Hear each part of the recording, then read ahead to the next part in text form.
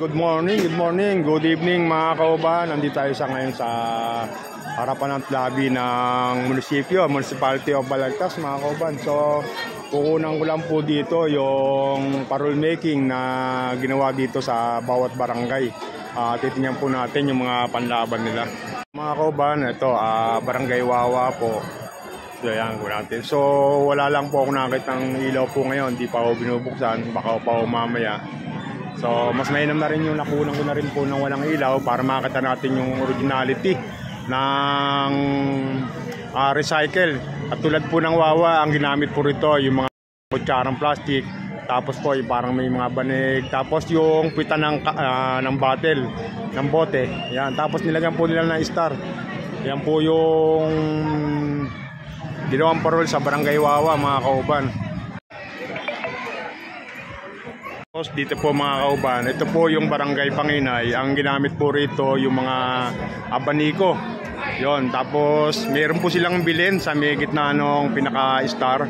Ayan po. Tapos yung likod ng parol, ayan yung tinatawag nating banig. Banig po. Ayan po sa malayuan. Ito po yung Barangay Lungos mga kauban. Yon, may bilin din po sila sa gitna. Tapos, ano ito po ito yung pinakabuntot ng parol, ginamitan po nila ng palay. Dahil nga po, rice field din po, rice land din po yung parting Lungos.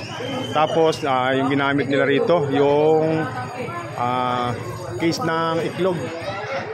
Ayun, nasa gilid. Tapos, may mga palay na po yung ginamit. Yun, Barangay Lungos po yan. Tapos, dito tayo sa may Barangay Pulonggubat. Ayan.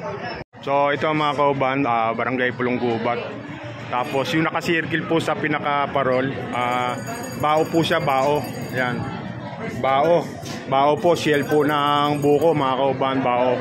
Shell po ng niyog. Tapos may star din po sa gitna na meron pong bilin. Ayan po yung Barangay Pulonggubat.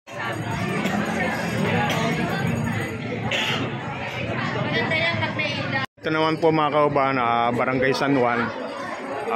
Yung tema nila, yon may yung mga bilog-bilog na yon, may mga kaugaliang nilagay katulad po ng pagmamano. Ayan o, Barangay Bless po. Tapos ito yung mga bata, yon may simbahan, sa bisita, yung logo ng barangay sa may star nila mga kauban. Ayan po yung barangay. Ito po yung Barangay Burupers. Nasa likod po kasi yung pangalan niya. Tinanong ko pa. Yung Barangay Burupers, ang tema po nila may ninyo sa may gitna. Yan.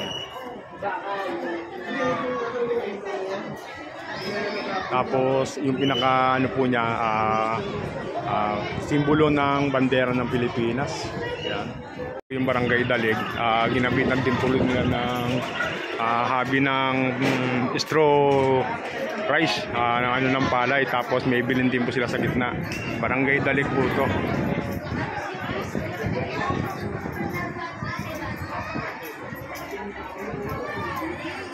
Ito naman po yung Barangay Burol Second. Ginamitan din po nila ng abaniko. Tapos yung pinakaplit, yung kinakainan po natin na yung pinuturahan, abaniko. Tapos may logo ng barangay sa gitna. Ayun, may timbangan ng katarungan yung nakalagay sa gitna po ng parol nila.